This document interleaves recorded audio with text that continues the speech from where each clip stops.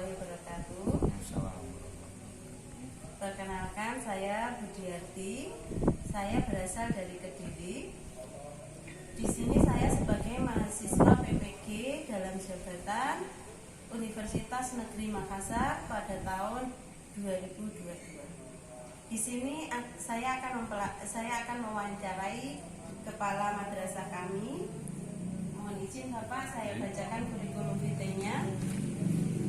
Nama Bapak Sunarto, SPD MPD, tempat tanggal lahir Kediri 16 Juli 1970, pendidikan terakhir S2 Penjaskes Universitas Nusantara Kediri tahun 2007, jabatan Kepala Madrasah MTSN 9 Kediri sejak tahun 2019. Terima kasih atas kesempatan yang diberikan, Pak. Saya akan mengajukan beberapa pertanyaan. Yang pertama, rendahnya hasil belajar siswa di madrasah kita, Pak, itu bila ditinjau dari pedagogik atau cara mengajar guru, pembelajaran di kelas, itu kira-kira disebabkan karena apa, Pak? Assalamualaikum warahmatullahi wabarakatuh. Terima kasih Bu Budiarti. Memang faktor kendala atau faktor kesulitan siswa belajar memang tidak disebabkan dari diri anak saja, namun juga dari eksternal. Ada eksternal, ada internal. Memang di madrasah kita, madrasah 9, madrasah istimewa, itu berbeda karena tempat kita juga masih berada di mana-mana. Ada kampus 1, kampus 2, kampus 3. Kemungkinan faktor dari guru juga bisa, karena kelelahan, karena tempatnya yang berlainan, juga bisa dari siswa. Demikian ya kira-kira. Iya, Pak. Terus kalau ditinjau dari literasi atau mungkin rendahnya minat membaca siswa, itu kira-kira karena apa, Pak? Ya memang kondisi pandemi ini memang kita menggali banyak masalah. Anak harus dipancing, kita ikut di dunia anak dulu, anak dipancing sehingga kita berada mengikuti anak. Sehingga kalau guru tidak pandai-pandai menggunakan metode yang bervariatif, maka monoton. Jadi kita harus pandai menciptakan metode belajar yang multi. Mungkin tidak harus terlalu tinggi ke sana, tapi ikuti anak dulu. Itu mungkin yang paling sederhana, lalu bertingkat menjadi yang lebih luas lagi dan lebih kompleks lagi. Saya kira itu multi untuk mengatasi kesulitan atau yang diinginkan oleh Ibu Budiarti tadi. Literasi tadi ya. Terus untuk numerasi biasanya kami menemukan masalah, Pak. Jadi saat kami mengajar menjelaskan kepada siswa perhitungannya seperti ini, siswa itu merasa kesulitan untuk waktu kami berikan soal. Kira-kira itu penyebabnya karena apa dan bagaimana kira-kira solusinya, Bapak? Memang kita menyadari di saat pandemi ini atau transisi pandemi, memang kita mendapatkan siswa tidak murni dari selection, tapi dari hasil rapot anak, sehingga kita tidak bisa mengklasmen anak ini anak yang bagaimana, sehingga kita tahu dari rapot kelas bagaimana kita seleksi, sehingga menghitung atau mengklasmen anak, sehingga anak-anak ini anak baik atau ini anak lemah kurang, sehingga ya itu tadi kita tidak bisa memastikan, apalagi sarana kita juga sangat terbatas. Disampaikan juga anak juga anak kita tidak bisa memilih, hanya itu apa adanya itu, sehingga ya kita terimalah, kita harus pelan-pelan, kita harus sabar, kita harus dan sebagainya. Demikian Bu kira-kira. Iya, Pak, terima kasih. Berikutnya, Pak, di sini di kelas yang akan saya teliti itu, Pak, ada satu siswa yang mengalami kesulitan belajar, soul learner, atas nama Roihana, Pak. Anak ini dia punya kepribadian yang suka menyendiri, kurang bisa bergaul. Terus kemudian menurut guru BK atau orang tua juga pernah mengalami sakit di masa kecilnya, Pak. Jadi bagaimana kami ini agar bisa dekat dengan anak ini dan anak ini bisa memahami materi yang akan kami ajarkan. Terima kasih Ibu. Berkaitan dengan anak yang lain malah mengalami kelainan, kami adalah pendidikan olahraga, kami adalah sarjana olahraga. Kita sangat dekat dengan mereka karena anak mengalami punya kelainan, apalagi anak pernah panas sejak usia dini atau sejak itu memang kita harus melakukan mereka dengan pelakuan yang beda.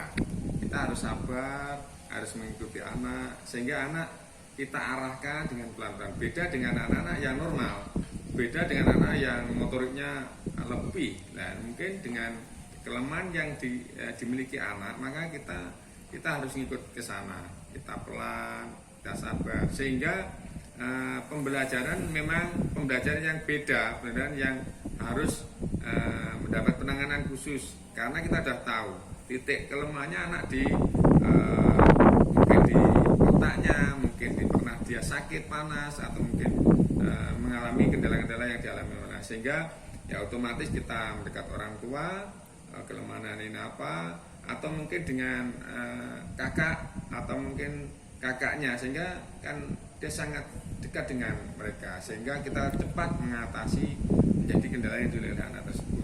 Saya kira itu Bu, utama itu bagus untuk anak yang si X namanya itu tadi, ya kita pendekatannya kepada orang tua, kita nanti pelajaran yang kita lakukan bersama dengan penanganan tersebut. Jadi nanti mungkin kita tidak terlalu menuntut dia ya Pak, karena kekurangan anak ini bagaimana Pak? Betul sekali, kita tidak bisa mentarget anak itu menjadi sekolah anak yang sama dengan anak-anak yang lain. Yang penting anak ini mengalami perkembangan. Perkembangan ini kan berbeda yang saya katakan tadi. Oh, anak ini pernah sakit, berarti kita meningkat sedikit dengan sedikit itu sudah dialami. Apalagi pendidikan karakter, apalagi pendidikan yang merdeka ini. Merdeka belajar adalah penerapannya diantaranya mereka, anak-anak yang mungkin mengalami high atau mungkin mengalami low, ya kita tangani secara maksimal. Iya Pak. Baik Pak. Berikutnya tentang membangun relasi Pak. Di sini saat saya mengajar, biasanya setelah saya mengajar itu saya mengajukan beberapa pertanyaan kepada siswa dan hanya beberapa siswa yang aktif seperti itu Pak. Nah, kira-kira penyebabnya karena apa Pak? Di depan sudah kita katakan kita harus pandai menciptakan metode yang multi sehingga kita ikut di dunia anak. Begitu juga dengan memang kita kan berbeda dengan madrasah yang lain. Kalau madrasah 1 sampai 8 mungkin sarana prasarana sudah terpenuhi. Kita kan tahu sendiri tempat kita yang berada di mana-mana, kita harus pandai-pandai memilih metode yang tepat. Metode yang tepat itu yang bagaimana? Yang ada di sekitar anak-anak. Mungkin di daerah Wates, metodenya pakai ini, pakai yang dekat dengan pertanian yang dekat. Kalau mungkin di daerah Doko beda lagi. Maka sang guru harus benar-benar bisa memilih metode yang pas.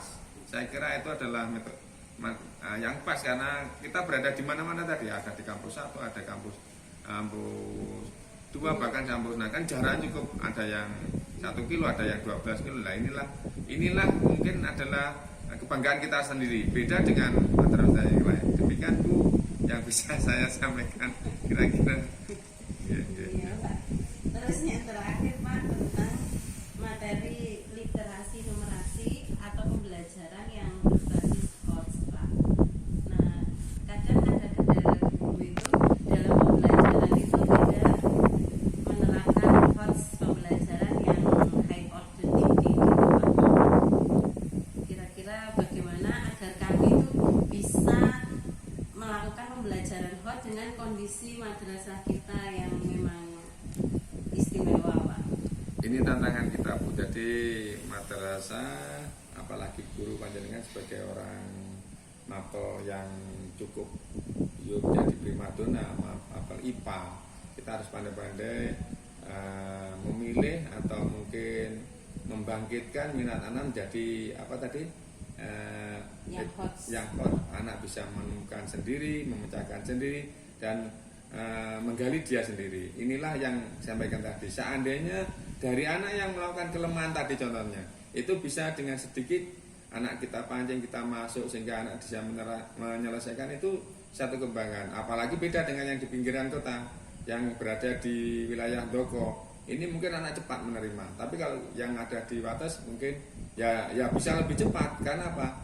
Kita ikuti anak, dan ya namanya hot kan, kita pandai-pandainya mendekatkan pada anak.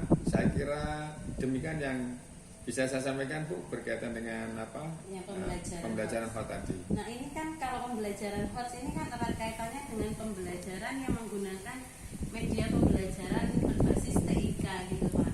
Sedang di madrasah kita punya keterbatasan karena letaknya di mana-mana, mungkin tidak bisa mencukupi alat-alat TIK untuk anak-anak kita. Itu kira-kira solusinya bagaimana? Jelas di lembaga kita yang sudah saya sampaikan tadi, di Amerika itu beda dengan di Kediri, tapi di Papua harus sama dengan Amerika. Maka dengan kita menggunakan istilahnya HP yang sekarang semakin canggih, atau mungkin media yang semakin canggih, saya kira tidak ada beda. Memang semua berbasis digital. Saya kira dengan kita lebih dulu menguasai itu, antaranya Papua dengan Kediri dengan Amerika sekarang sama, sehingga ya itu tadi, kita harus pandai-pandai, kita pandai jadi tantangan supaya keterbatasan seperti ini, apalagi TIK. Sekarang sudah zamannya seperti ini. Saya kira itu harus menguasai ya.